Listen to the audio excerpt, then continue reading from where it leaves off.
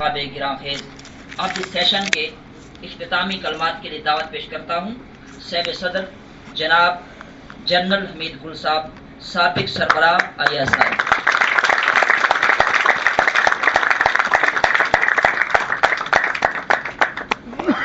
बिस्मिल्लाहिर्रहमानिर्रहीम। जनाब साहिबजादा अहमद अली साहब को मैं अरसे से जानता हूँ और उनकी इकबाल से मोहब्बत, पाकिस्तान से मोहब्बत, दीन से मोहब्बत जो है वो बड़ी आया है इस नौजवान उम्र में। और मुझे इत्तफाक हुआ, इनके वालिद गरामी ने मुझे बुलवा भेजा बहुत अरसा पहले, और फिर उनकी सोच जो है वो मुख्तलिफ सोच है। आम तौर पे जो दरगाही सोच जिसको हम कहते हैं, और जिसको अल्लामा इकबाल ने बहुत क्रिटिसाइज भी किया कि निकल कर खानकाहों से अदा कर रस्म शब्बीरी, कि फक्र खानकाही है फ़कत इन दो दिलगिरी। तो अल्लामा इकबाल जो है वो एक इनकलाबी शख्सियत है। उनको सिर्फ शायर कहना या सिर्फ सूफी कहना, ये जैसे मुज्तबा साहब ने अभी कहा सूफी सेंट, कि वो एक सूफी हैं, सूफी की नज़र से देखते हैं, इसमें शुबा नहीं कि इकबाल तो बहुत आगे की, कि खोल कर आंखें मेरे आईना अफकार में आने वाले दौर की धुंधली सी एक तस्वीर देख। तो वो एक धुंधली सी तस्वीर हमें दिखा रहे हैं, और फिर वो खिरत की हदों से निकलने की बात कर रहे हैं। जो जहाज के कदम रखना है ना, वो जिसमें यहां भी मैं कहीं पढ़ रहा था कि ये शहादत गए उल्फत में कदम रखना है, लोग समझे हैं कि आसान है मुसलमान होना। और साथ ही कहा कि चुमी गोयम मुसलमानम बिलर्जम के दानम मुश्किलाते ला इलाहा। तो ये एक जहादी फिक्र है, जहादी सोच है। मैं जानता हूं कि सूफी जो है वो इस वक्त बड़ी बहस है इसके अंदर, और सबसे अच्छी किताब बिकने वाली अमेरिका में, जिसमें सूफी का एक कल्चर पेश करने की कोशिश की जा रही है, मौलाना रोम को पढ़ने के लिए। लेकिन मौलाना रोम के लिए अल्लामा इकबाल जो है उनके शहदाई हैं। मौलाना रोम की सोच भी, अच्छा रोम जो है वो बाय द वे एक गांव है अफगानिस्तान में, उसका नाम रोम है। वो अफगानी थे। मौलाना रोम जो थे, ये ना समझे कि वो कहीं और के थे, वो मौलाना रोम और रोम गांव के रहने वाले थे। तो चुनाचे वो भी अफगानी थे। तो अफगानिस्तान का जिक्र हुआ, हसन साहब ने बड़ी खूबसूरत गुफ्तगू की उसके ऊपर और तजिया पेश किया। लेकिन मैं समझता हूं कि मैं अफगानिस्तान की रूह को समझता हूं, उनके साथ मेरा ताल्लुक रहा है, उसके ऊपर भी जिक्र करूंगा। लेकिन अल्लामा इकबाल जो है वो इनकलाबी शायर ही नहीं बल्कि एक इनकलाबी शख्सियत, पैगंबर है, इनकलाब का पैगाम। और पाकिस्तान एक अधूरा इनकलाब है। पहला एक हिस्सा इसका इस इनकलाब का, इसका एक खित्ता जमीन हासिल करना, और दूसरा जिसको अभी नामुकम्मल है, अधूरे इनकलाब को पूरा इनकलाब बनाना, वो यहाँ इस्लामी निज़ाम लाना है। वो निज़ाम नहीं जो किसी मस्जिद, किसी मसलिक, किसी मुल्ला के ज़बान से निकलता है, बल्कि बराह रास्त जो कुरान से बरामद होता है, और नबी करीम सल्लल्लाहु अलैहि वसल्लम ने उसकी मिसाल दे दी। इसीलिए हमारे आइन के अंदर लिखा हुआ, किसी का बाप भी इसको नहीं रोक सकता। और मुज्तबा ने बिल्कुल ठीक कहा, Islam is that idea, dominant notion of the age whose time has come. और इसी की बशारत इकबाल दे रहे थे बार बार। उनके अपने दौर में यह ना हो सका, जहाद भी ना हो सका उनके दौर में, लेकिन जहाद भी बेदार है, न्यूक्लियर सलाहियत भी आपके पास आ गई है, तेल के वसाइल भी आपके पास हैं, एक इज्तिमाई शऊर भी बेदार हो रहा है, और मगरिब आपके ऊपर सलीबी जंग भी मुसल्लत कर रहा है, तहजीबी जंग भी मुसल्लत कर रहा है। तो मुसलमान को मुसलमान कर दिया यलगार मगरिब ने। अगर उन्हें यलगार किया है तो हम भी मुसलमान हो रहे हैं अल्लाह के फजल व करम से। इसका रद्द अमल भी आपको देखने में मिल रहा है। और फिर आज ही ओबामा तकरीर कर रहे थे कि हमारे पास तारीख की सबसे बड़ी फौज और ताकत मिलिट्री। और भाई गौर करो, मार खा के जा रही है, जमीन चाट के अफगानिस्तान के रेगिस्तानों में और उसके पहाड़ों में। जिस तरीके से तुम्हारी नाक रगड़ी जा रही है, तुम कहने के काबिल हो कि कैसे किया। और ये वो अफगानिस्तान है टूटा फूटा, जिसने तुम्हें नहीं सिर्फ शिकस्त दी बल्कि 5 बार 3 सुपर पावर को शिकस्त दी। 5 बार इसलिए कि बरतानिया जिसके ऊपर सूरज गरूब ही नहीं हुआ करता था, उसको 3 बार शिकस्त दी उन्होंने। और जो पहली शिकस्त दी उन्होंने اس وقت کچھ بھی نہیں ہوتا تھا، ان کے پاس تلواریں تھیں اور بہت فضول سی کوئی چیزیں بھی نہیں ہوتی تھی. یہ 1842 کی بات ہے جب انہوں نے حملہ کیا، اور ایک ایکسپیڈیشنری فورس جس میں زیادہ برٹش آفیسرز تھے وہ بھیجی گئی. گائیڈ کیولری بھی اس کے اندر موجود تھی، اور ان کی بیٹھے ہوئے ہیں رحیم صاحب ان کی.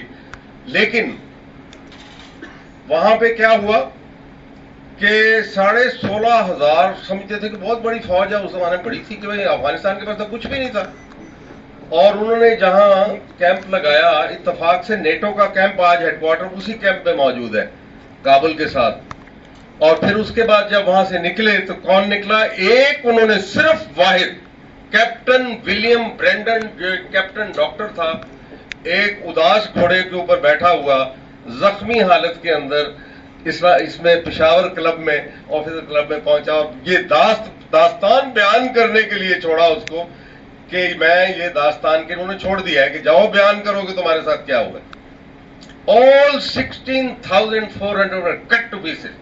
سب کے سب، ان کے آفیسر، ان کے مین، بڑے بہادر دلیر. یہ افغانستان پھر انہوں نے 1880 میں کیا، پھر مار کھائی. اور ہیلمنڈ ریور جہاں آج کا آپ کہتے ہیں، یہاں پہ ایک دن میں 1,000 لاشیں انگریزوں کی گری وہاں پہ، جو ان کی تاریخ کا ایک دن کی سب سے بڑی بدنما شکست تھی. وہ ہوا. پھر اس کے بعد 1919 میں پھر انگریزوں نے چڑھائی کر دی، اور پھر ان کو مار پڑی، اور پھر انہوں نے صلح کی. اور یہ ساری داستان ہے بابا. اسلام ریسرجنٹ سٹیج کے اوپر ہے. علامہ اس کی ساری بتا رہے تھے. لیکن جو چیز وہ چاہتے تھے وہ اس وقت نہیں تھی. جہاد نہیں تھا. جہاد جو تھا وہ ہمارا سورج غروب ہوا 1492 میں، جبکہ غرناطہ کو ہم چھوڑ کے آئے، اسپین کو چھوڑ کے آئے 1492 میں. اور پھر 1992 میں جب مجاہدین افغانستان دوبارہ کابل میں داخل ہوئے تو اس وقت تک جہاد زندہ نہیں ہوا تھا. صرف ایک عمر مختار کا جہاد طرابلس میں ہوا تھا. اور علامہ کو اس قدر وہ پسند آیا کہ اس کے اوپر آپ نے یہ کہا کہ ایک منظر پیش کرتے ہیں. کیا خوبصورت منظر ہے کہ علامہ اپنے آپ کو میم بٹ ہیزی، آج مجھے زکام بھی اور بخار بھی ہو رہا ہے تو اس لیے مائنڈ نہ کیجیے. لیکن علامہ کہتے ہیں کہ جنت میں جا رہے ہیں، حضور کے سامنے پیش ہوتے ہیں ایک منظر نامہ، اور کہتے ہیں حضور دہر میں آسودگی نہیں ملتی، تلاش جس کی ہے وہ زندگی نہیں ملتی، ہزاروں نالا گل ہے ریاض ہستی میں، وفا کی جس میں ہو بھوک وہ کلی نہیں ملتی. لیکن ساتھ ہی کہتے ہیں مگر میں نظر کو ایک آپ گینا لایا ہوں، جو چیز اس میں ہے جنت میں بھی نہیں ملتی. جو چیز اس میں ہے جنت میں بھی نہیں ملتی. چھلکتی ہے تیری امت کی آبرو اس میں، طرابلس کے شہیدوں کا ہے لہو اس میں. تو یہ عظمت ہے جہاد کی. اور علامہ جو تھے وہ جہادی تھے، اور جہاد کی تعلیم دے رہے تھے، جد و جہد کی تعلیم دے رہے تھے، وہ اٹھا رہے تھے. اور اسی لیے ابلیس کی مجلس شورا جب آپ نے لکھی، جس کا ذکر بھی کیا یہاں پہ، وہاں بڑا ابلیس آپ نے وہ لمبی ایک نظم آپ پڑھیں، اگر کسی کو موقع نہیں ملا تو بخدا آج کا نقشہ پیش ہوتا ہے جس میں وہ ابلیس کی مجلس شورا اس کے مطابق، اور ایسے بھی جس کے مطابق مسلمانوں کو نیچے دکھانا ہے، وہ کہتے ہیں کہ اہل عرب کو دے کے، عرب کی بات ہو رہی تھی، اہل عرب کو دے کے فرنگی تخیلات، اسلام کو حجاز و یمن سے نکال دو. اور نہیں، اہل عرب کو دے کے، فکر عرب کو دے کے فرنگی تخیلات، اسلام کو حجاز و یمن سے نکال دو. یہ ابلیس اپنے شیوعیوں کو کہہ رہا ہے. پھر کہتا ہے کہ اہل حرم سے ان کی روایات چھین لو، آہو کو مرغزار ختن سے نکال دو، اور وہ فاقہ کش جو موت سے ڈرتا نہیں ذرا، روح محمد اس کے بدن سے نکال دو. اور افغانیوں کی غیرت دین کا ہے یہ علاج، ملا کو اس کے کوہ و دمن سے نکال دو. اور پھر کہتا ہے کہ بھول رہا ہوں میں آخری شعر اقبال کا اپنا، اس کے متعلق ہے کہ ایسے غزل سرا کو چمن سے نکال دو. اقبال کے نفس سے ہے لالے میں لالے کی آگ تیز، ایسے غزل سرا کو چمن سے نکال دو. تو مجھے خوشی ہے کہ اس غزل سرا کو دوبارہ لایا جا رہا ہے اور بسایا جا رہا ہے پاکستان کے اندر. نہ تو فوج میں اقبال کو پڑھایا جاتا ہے، نہ ہماری یونیورسٹی کالجز میں اقبال کو اس انداز میں پڑھایا جا رہا ہے. ہم نے یاد کیے، میں نے بھی اقبال کو پڑھا بچپن میں، اس وقت ہم بیت بازی کیا کرتے تھے، آج وہ بھی ختم ہو چکی ہے، لیکن کم از کم میں آج جا کے اقبال کو سمجھنے لگا ہوں. اب مجھے پتا چلا ہے کہ اقبال کیا کہہ رہے تھے. تو ہر فکر میں، ہر زمانے میں، ہر مکان میں، ہر جگہ میں اقبال ہمیشہ زندہ رہے گا، کیونکہ قرآن ہمیشہ زندہ رہے گا، کیونکہ اسلام ہمیشہ زندہ رہے گا. اور اس پوری تہذیب کا جو آج جلغار ہے ہمارے اوپر، یہ تو نقشہ اقبال نے کھینچ دیا. 1936 میں فرما رہے ہیں، ایک بلوچ سردار اپنے بچے کو نصیحت کر رہا ہے کہ دنیا کو ہے پھر مار کے روح و بدن پیش، دنیا کو ہے پھر مار کے، تہذیب نے پھر اپنے درندوں کو ابھارا. کلیش آف سیولائزیشن، تہذیب نے پھر اپنے درندوں کو ابھارا.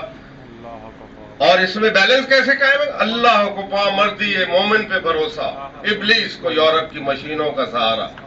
اور غیرت ہے بڑی چیز جہانے تگوداؤ میں، غیرت ہے بڑی چیز جہانے تگوداؤ میں، پہناتی ہے درویش کو تاج سر دارا.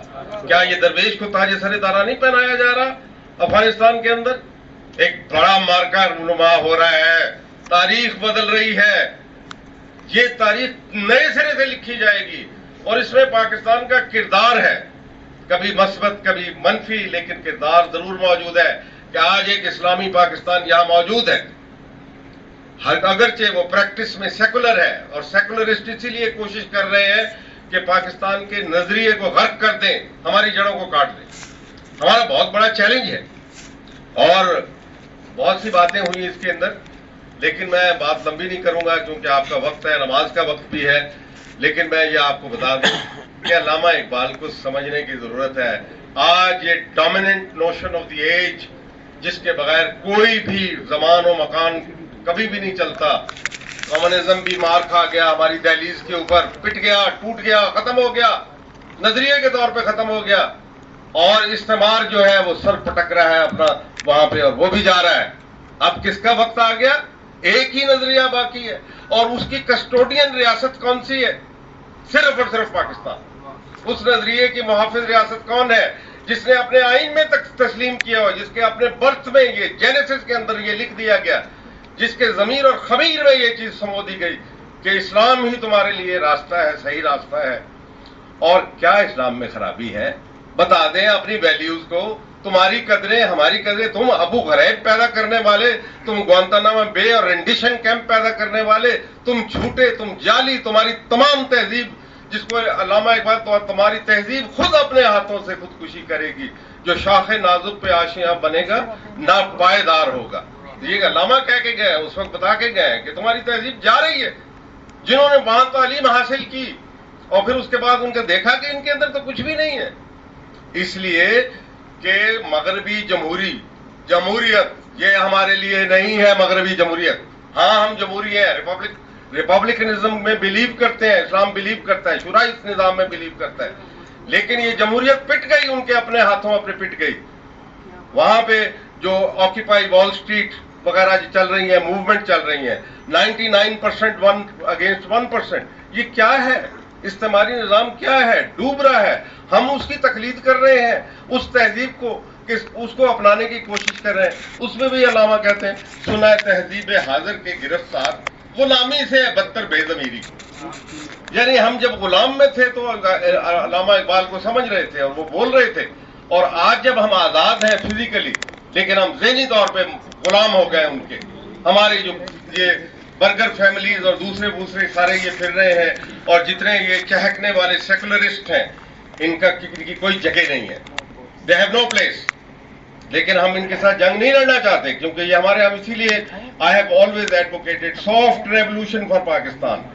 سافٹ ریولوشن اس لیے کہ ہمارے آئین کے اندر دیا ہوا ہے اللہ کی حکمرانی اور قرآن و سنت کی بالادستی، لیکن ہمارے ساتھ چالاکی ہو رہی ہے. ایک آرٹیکل 227 آرٹیکل میں اس میں کانسٹیٹیوشن میں ڈال کے آپ کہتے ہیں no law shall be made repugnant to Quran and Sunnah, تو پھر زرداری صاحب کو استثناء کیوں حاصل ہے؟ جرم کر کے بیٹھے ہوئے ان کو استثناء کس نے دیا جب اللہ حاکم ہے ہمارا؟ کیا اللہ استثناء دیتا ہے؟ کسی کو کوئی استثناء نہیں۔ تو آپ ایک اسی آئین کا سہارا لے کے الیکشن لڑتے ہیں، وہاں جاتے ہیں، یہ کرتے ہیں، جھوٹ بولتے ہیں، ہمارے ساتھ دغا کرتے ہیں۔ وہ مغربی جمہوریت گئی، لیاقت علی خان کی سپیچ پڑھ لیں 9 مارچ 1949 کی، جب قرارداد مقاصد پیش کر رہے تھے۔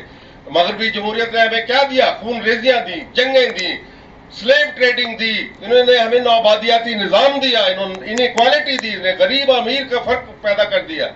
یہ ہے آپ کی مغربی جمہوریت۔ کیوں ہے ایسی؟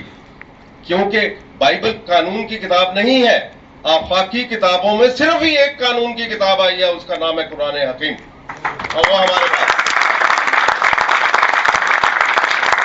ہمارا اجتماعی اور یہ عقیدوں کا مجموعہ نہیں ہے، یہ عبادات کا مجموعہ نہیں ہے، یہ پگڑی اور امامہ پہننے کا مجموعہ نہیں ہے، یہ دلوں کی بات ہے اور یہ ایک نظام کی بات ہے۔ اور علامہ اقبال جو ہے وہ پوری انسانیت کے لیے ہے، ایک رہنمائی فرما رہے ہیں، کیونکہ قرآن انسانیت کے لیے، کیونکہ ہمارے نبی کریم صلی اللہ علیہ وسلم رحمت للعالمین قرار پائے، اللہ نے خود لقب دیا دنیا کے لیے۔ اور حیرت کی بات ہے، آپ کے آئین کے جو قرارداد مقاصد کا آخری جملہ کسی دنیا کے آئین میں اور موجود نہیں ہے۔ پاکستان کو بڑا بننا ہے اقوام عالم میں، تاکہ یہ انسانیت کے امن، اس کی خوشحالی اور اس کی خوشی کے لیے کام کر سکتے، انسانیت کے لیے۔ تو اسی لیے اقبال کہتے ہیں کہ ہفت کشور جس سے ہو تسخیر بے تیغ و تفنگ، تو اگر سمجھے تو تیرے پاس وہ سامان بھی ہے۔ یعنی وہ پیغام ہے آپ کے پاس انسانیت کے لیے، اور انسانیت آپ کی منتظر ہے۔ خدا کے واسطے پاکستانیوں سمجھو، پوری انسانیت تڑپ رہی ہے اس وقت اسلام کے لیے، یعنی پاکستان کے لیے، کہ ایک نمونہ بناؤ، پیش کرو محبت کا، اخوت کا، خدمت کا، لیکن غیرت کا، عزت کا، وقار کا، کیونکہ فقر غیور ہے یہ اسلام جو ہے، فقر غیور غیرت کے بغیر نہیں کام کرتا۔ کھڑے ہوں، مقابلہ بھی کریں، جہاد بھی کریں اور دعوت بھی دیں، دونوں چیزیں کریں، مقابلہ کریں، اس کے لیے ڈٹ جائیں۔ کیا ہوا؟ یہ تو کوئی بات ہی نہیں ہے، یہ تو گدھا بھی ہو سکتا ہے، فقیر جو ہے، فقر کیا چیز ہوتا ہے اس کو بھی دیکھیں۔ لیکن ہمیں جو ہمارے خانقاہی نظام بہت بڑا وسیع و عریض ہے پاکستان کے اندر، اس کو آنا پڑے گا۔ اب آپ کو بتاؤں کہ ریلیشن شپ آف افغانستان اور پاکستان کیا ہے۔ یہ صوفی سینٹ جو ہمارے پاس آئے، یہ کہاں سے آئے؟ افغانستان سے آئے۔ دادا گنج بخش کہاں سے آئے؟ جو شہباز قلندر ہے وہ بھی آپ کے مجاور دیکھیں، وہاں افغان بیٹھے ہوئے۔ معین الدین چشتی رحمت اللہ کا کہاں سے آئے؟ چشت شریف کہاں پہ ہے؟ افغانستان میں ہے۔ دیگر جتنے آئے افغانستان سے آئے۔ حملہ آور کون سے آئے؟ وہ جنہوں نے اسلام پھیلایا اور اپنے ساتھ ان کو لے کے آئے، وہ کون تھے؟ شہاب الدین غوری کون تھا؟ آپ کے ہیروز کون ہیں؟ افغان ہیں۔ کوئی ہے آپ کا اپنا یہاں ہیرو کا؟ آپ پورس کو ہیرو مانتے ہیں؟ نہیں۔ کس کو؟ پرتھوی راج کو مانتے ہیں؟ کس کو مانتے ہیں آپ کے؟ شہاب الدین غوری ہے، ابدالی ہے، جس کو خط لکھا شاہ ولی اللہ نے کہ آؤ مسلمانوں کو بچاؤ مرہٹوں سے۔ وہ آئے یہاں پہ اور انہوں نے آپ کو دوبارہ قائم کیا یہاں پہ۔ محمود غزنوی ہے، بت شکن ہے۔ ہم بت پرست نہیں ہیں، ہم بت شکن لوگ ہیں۔ اور بابا یہ سارے کے سارے وہاں سے آئے۔ اور جناب آپ کی یہ سیاستہ کہاں لکھی گئی؟ تمام جو حدیثیں ہیں، بخاری، ترمذی، ابو مسلم، ابن ماجہ، ابو سنائی، کس نے لکھی؟ کہاں لکھی گئی یہ چار؟ خراسان میں لکھی گئی، عربستان میں نہیں لکھی گئی۔ خراسان کیا ہے؟ ماور النہر کیا ہے؟ وہ سمجھیں اس کو۔ آج یہ ساری باؤنڈری ٹوٹ رہی ہیں۔ پاکستان از دی اونلی کنٹری جس نے لیڈ کرنا ہے دنیا کو، اور ہم اپنے سے شرمندہ ہو رہے ہیں۔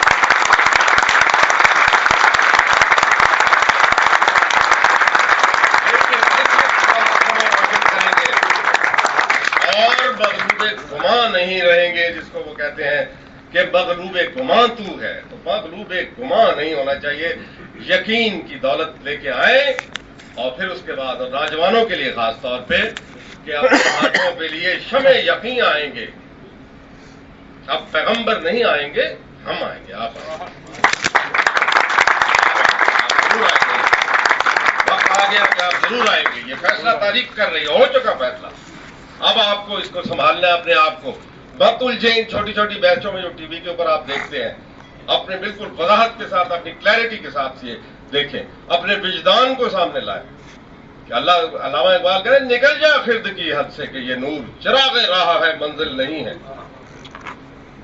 اور یہ ابھی آخری بات جو علامہ اقبال کی میں یہ کہنا چاہتا ہوں اور اس کے بعد اجازت لیتا ہوں, وہ یہ کہ انہوں نے جو باتیں کی آخر میں کہ سرود رفتہ باز آیت کے نہ آیت, نسیمہ از حجاز آیت کے نہ آیت, سرآمد روزگارے این فقیرے دیگر دانائے راز آیت گرا آیت. Thank you.